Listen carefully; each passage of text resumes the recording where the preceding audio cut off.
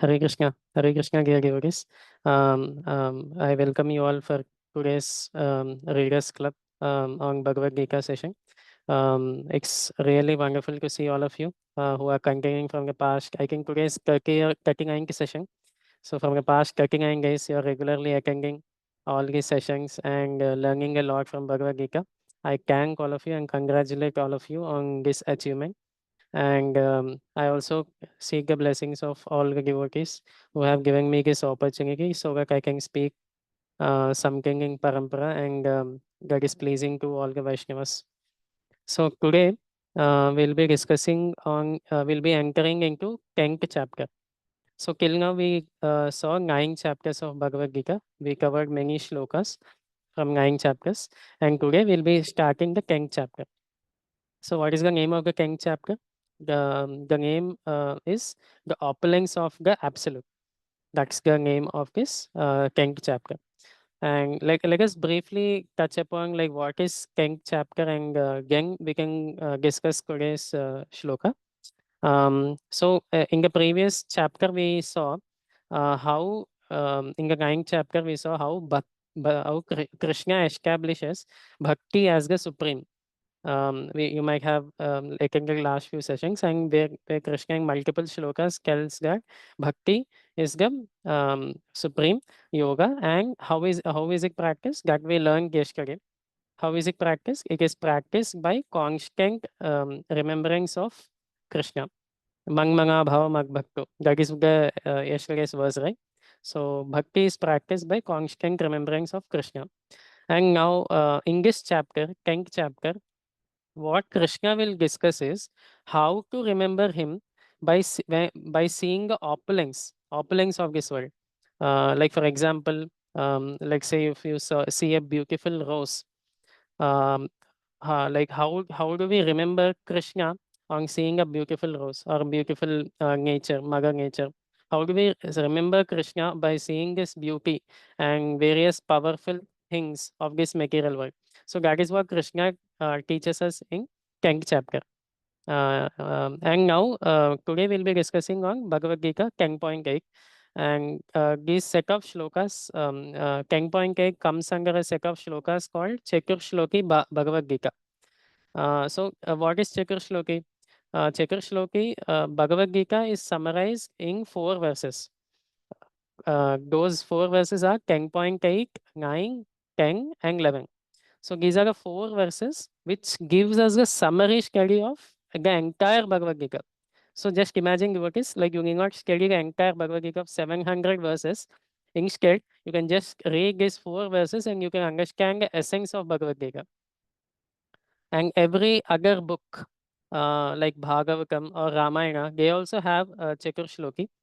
They also have 4 essential shlokas. You can maybe as a homework, you can go read about them.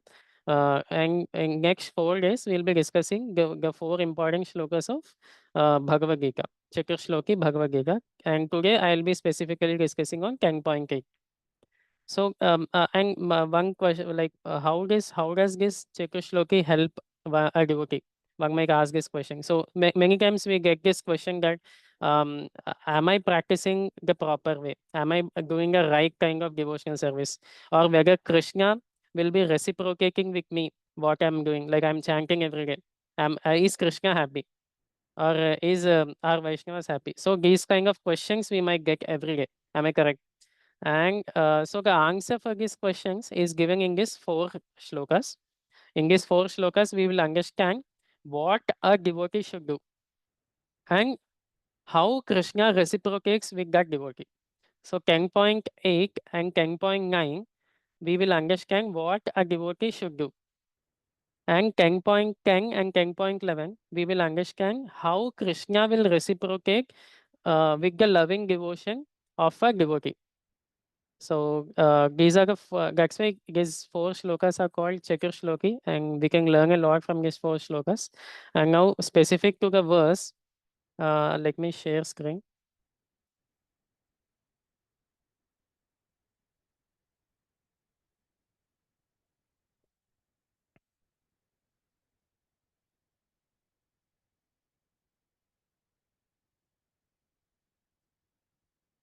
I hope my screen is visible.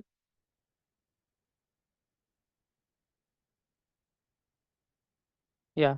So let us recite this verse. This is Bhagavad Gita 10.8. Aham sarvasya prabhavo makkah sarvam pravartate ikhi makva bhajante mam bhura bhava samangvikaham. And let's see the translation of this verse by His Divine Grace A.C. Bhaktivedanta Swami Srila Prabhupada. So what does Krishna say here? I am the source of all spiritual and material worlds. Everything emanates from me.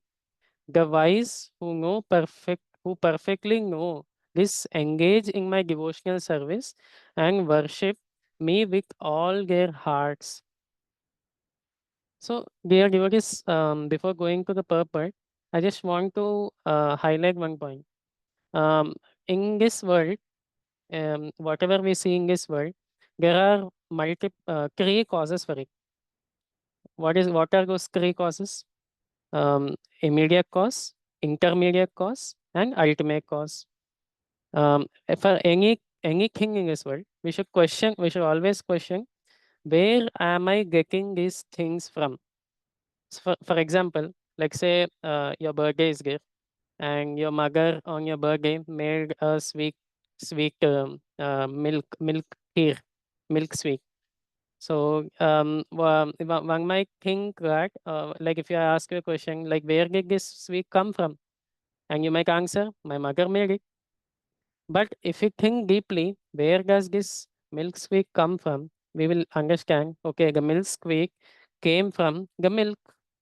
And where does the milk come from? Milk was delivered by the milkman. And where does milkman get the milk from? It's from the cow. How does the cow give milk? It's from the grass. And how does the grass grow? It's from the rains. And how does the rains come? It's from the clouds. And how does clouds form? It's due to the sun. And who is sun? So in Brahma Samhita, Krishna says that Yakchakshura Surya. So he says that sun is his eye. So Krishna is the one who is maintaining that sun, who is giving energy to that sun, and due to which we are that is the result is getting manifested as this milk sweet. So here we can see what is the intermediate immediate cause, what is the intermediate cause, and who is the ultimate cause. So the immediate cause is the milk sweet is made by the mother. So she is the immediate cause. Who is the intermediate cause? Maybe we can say the rains, due to the rains, we got this milk sweet. And who is the ultimate cause? The ultimate cause is Krishna. So in this way, we can understand that all the whatever you see in this world, the ultimate cause is Krishna. So we can remember Krishna by seeing anything in this world in connection to him in this material world. So that's how we can remember Krishna very easily. Whatever you say, like say I'm using this pen. How did this pen come from? You might say it is coming from the cello company, but is that true? No. The who supplied the ingredients to the company? It's from the farmers, and how did the farmers get that? It's from the again it's coming from Krishna. Ultimately, it boils down to Krishna. So the ultimate cause of everything in this world is Krishna, my dear devotees. And so that's what Krishna also tells here. I am the source of all spiritual and material worlds. Even the entire material world and spiritual world is coming from him. And yeah, those who know this will engage in devotional service, will engage in bhakti and worship Krishna with all their hearts. So now let's go into the purport by Srila Prabhupada. A learned scholar, I'll be reading a purport and yeah, I'll explain a little bit afterwards. A learned scholar who has studied the Vedas perfectly and has information from authorities like Lord Chaitanya and who knows how to apply these teachings can understand that Krishna is the origin of everything in both the material and spiritual worlds. And because he knows this perfectly, he becomes firmly fixed in devotional service of the Supreme Lord. He can never be deviated by any amount of nonsensical commentaries or by fools. So let's discuss a little bit on what we read till now. So what here Prabhupada is saying that Krishna is the basically Krishna is the origin of everything.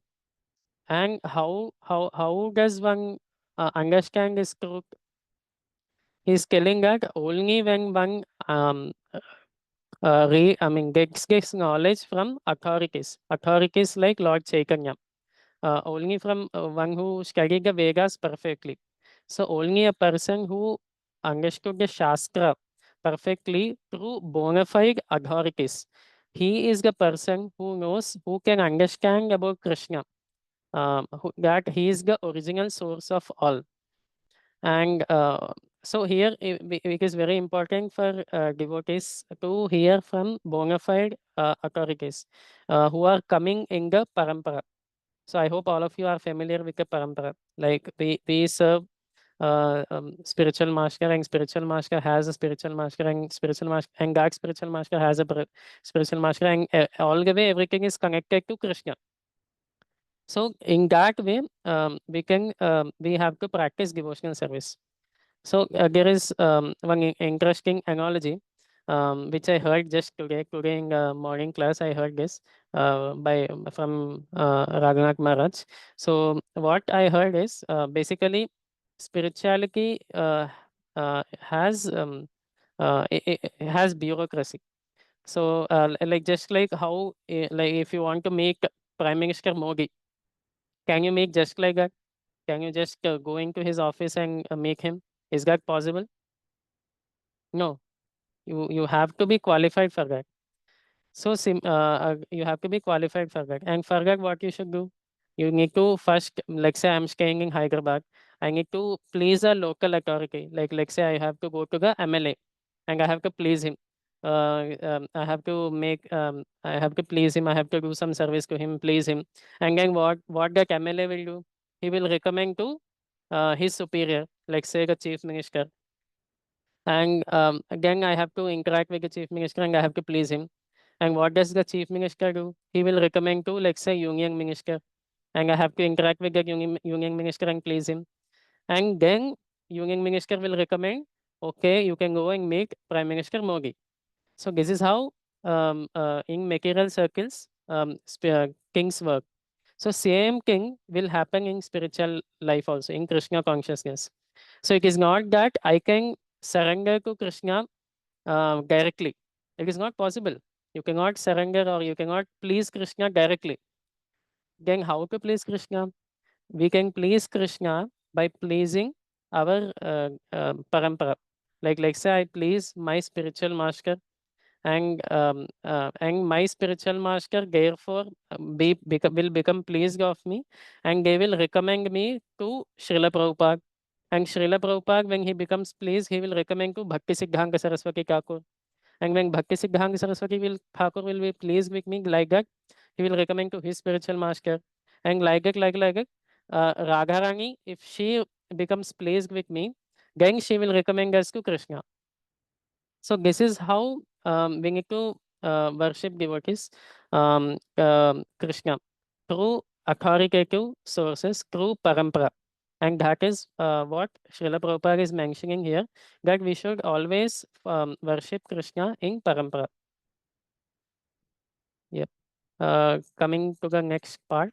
So what is the next thing? All Vedic literatures agree that Krishna is the source of Brahma, Shiva, and all other demigods. In Atharva Veda, it is said, Yo Brahmanam Vigaghaki Purvam, Yo Vai Vedhams Cha Gopayaki Sma Krishna.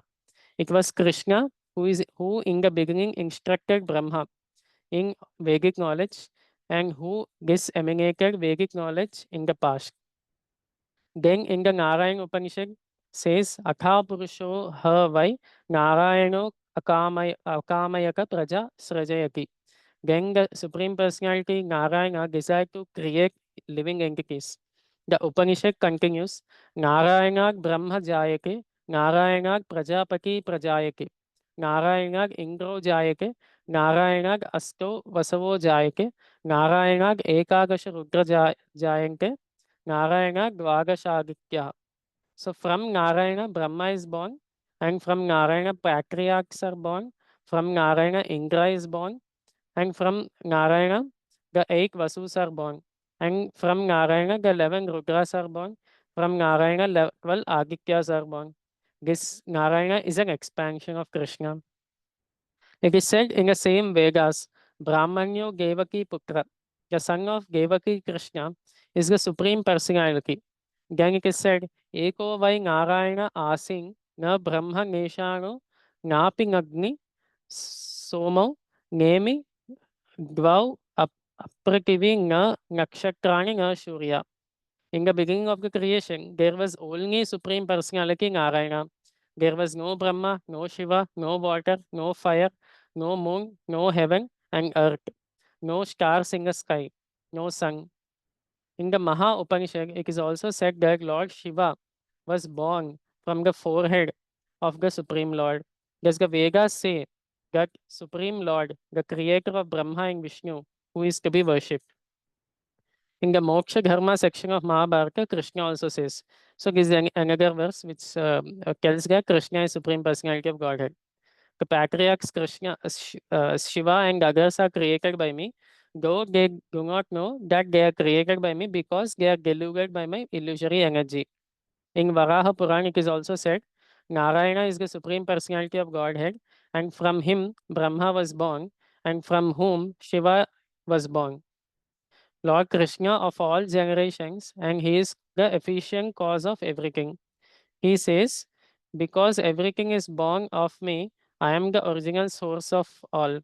Everything is under me. No one is above me. There is no supreme controller other than Krishna.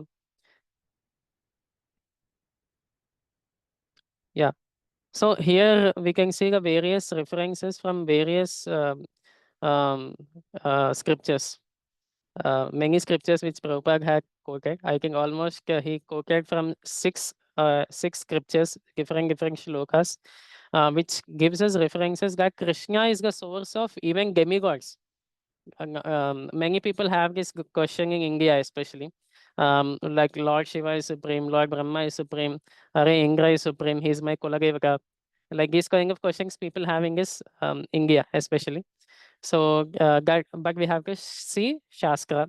What is Shastra telling? That is what Prabhupada has given here.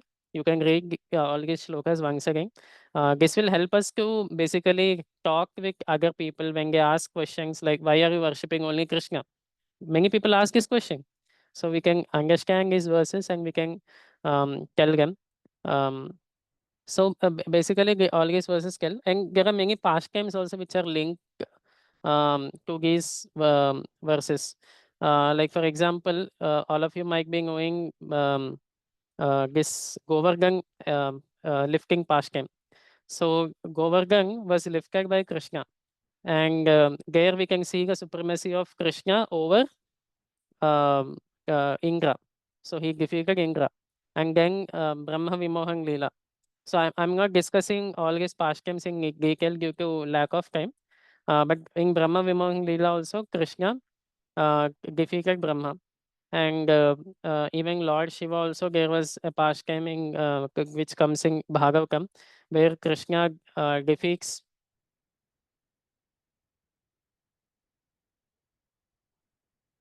Lord Shiva in a fight. So from all these pastimes, we can understand, and also the quotes which are given in this purport, we can understand that Krishna is the source of demigods, Brahma, Shiva, Vishnu, and even Vishnu also, if I want to say, like in more specifically, even in Bhagavatam it comes that Vishnu kidnapped the sons of Sangipani Muni so that he can get the darshan of Krishna. So there we can clearly understand that Vishnu is different from Krishna. I mean, more details we can maybe discuss in future sessions, but we can understand from all these things that Krishna is the source of all demigods, Brahma, Shiva, Vishnu, Ganesha, everything. So that is what Prabhupada is also again and again telling in this purport. And what is the next one? So one who understands Krishna in such a way from a bona fide spiritual master with references from Vedic literature engages all his energy in Krishna consciousness and becomes a truly learned man. In comparison to him, all others who do not know Krishna properly are but fools. Only a fool would consider Krishna to be an ordinary man. A Krishna conscious person should not be bewildered by fools. He should avoid all unauthorized commentaries and interpretations on Bhagavad Gita and proceed in Krishna consciousness with determination and firmness. So what Prabhupada is telling is basically the recommendations of for a Krishna conscious person. So we are all devotees. Am I right? So we are all devotees. So what should we do? So Prabhupada is saying we should not be bewildered by fools and we should avoid all unauthorized commentaries and interpretations on Bhagavad Gita. So many people in nowadays, like all of you might be knowing the social media culture. So people have the freedom to comment on whatever they want, needless to say. So whatever comes to their mind, they will comment. That's it. So even in YouTube also many people post some hateful comments with respect to Bhagavad Gita or let's say ISKCON or these spiritual organizations, etc. So what Prabhupada is telling is we should avoid all his unauthorized commentaries or like now we should say unauthorized videos, unauthorized social media posts. So all these things we should avoid on Bhagavad Gita or on spirituality, and we should take the knowledge from Parampara. And all of you are doing the right thing. So you're all attending these Bhagavad Gita sessions where the knowledge is being transmitted in a parampara, where all the devotees who are giving these sessions, they are trying their best to share whatever they have learned from their previous acharyas. And but so we we should try to avoid all those unauthorized things, and even though we might be tempted to learn like what are they saying like this, instead of that we can learn Bhagavad Gita, we can learn Bhagavatam, we can learn many scriptures, many pastimes which are given in our Vedic scriptures. So and this will help our Krishna consciousness also. Otherwise one might feel disturbed, like if someone tells something in a YouTube channel tells that Krishna is a demigod or something like that, we might feel disturbed. Our faith might be disturbed. So that's why better to avoid bad association. Instead of that, associate with devotees, associate with by hearing their classes, and that will help our Krishna consciousness also to grow. And one last point which Prabhupada is mentioning here is only a fool would consider Krishna to be an ordinary man. So I think this was covered previously also. Krishna is spiritual, Krishna is Krishna, Krishna is God. Avajananti ma mudha manushim kangamashrika. So only mudhas or as like people, they consider Krishna as manushim, like human. But since we are devotees, we should not consider like Krishna like a human. Instead of that, we should see Krishna as Krishna, who is the source of all these material and spiritual worlds, and develop a bhakti, develop a relationship with him, and go back home, back to Godhead. And that is what our parampara, that is what our previous acharyas, that is what will please Srila Prabhupada, who has given us this Bhagavad Gita by his tireless by spending tireless nights, by burning midnight oil. He has given us this Bhagavad Gita. So this is what will please Srila Prabhupada when we take this knowledge and practice, and we also preach this knowledge to other people of this world. Yeah, so in summary, I just wanted to cover what we discussed today. So first we discussed about this chapter, what is the content of this chapter, and second we discuss what is the importance of Chatur Shloki. So these four important verses of Bhagavad Gita, and these will answer what a devotee should do and Krishna's reciprocation with that devotee. So these are very important shlokas. Please attend further classes also. And we discussed in specific to this verse, we saw how Krishna is the ultimate cause of everything in this material world, and how we can remember Krishna by seeing anything in this material world. And this is the best way we can see remember Krishna by seeing all any opulence in this world. We can easily remember Krishna. And yeah, so we also saw how we should learn the knowledge in a parampara. It is not that just randomly we search YouTube videos or something, but we should learn knowledge in a parampara, and that is how that is the correct way to approach Krishna. That is, we cannot surrender to Krishna directly. We have to surrender to the spiritual master, and spiritual master will recommend us to Krishna. And we also saw various references which were given by Prabhupada, telling Krishna is the supreme personality of Godhead, and Krishna is the beyond source of all demigods, Brahma, Shiva, Vishnu, everything. And we also saw what is the recommendation for Krishna conscious person. The recommendation is that he should avoid all the unauthorized commentaries, unauthorized videos, unauthorized, I mean, anything, social media posts, everything. But instead, learn the Bhagavad Gita from in a systematic way from devotees who are connected to the parampara. And this would please Srila Prabhupada. Yes. Yeah, that's how maybe we can end here. It's 8:40. So I just shared what I learned from these verses. And if there are any questions or comments, you can put on the WhatsApp group. And I am grateful to all of you for attending today's reading session. And I hope I was able to serve you something. Thank you.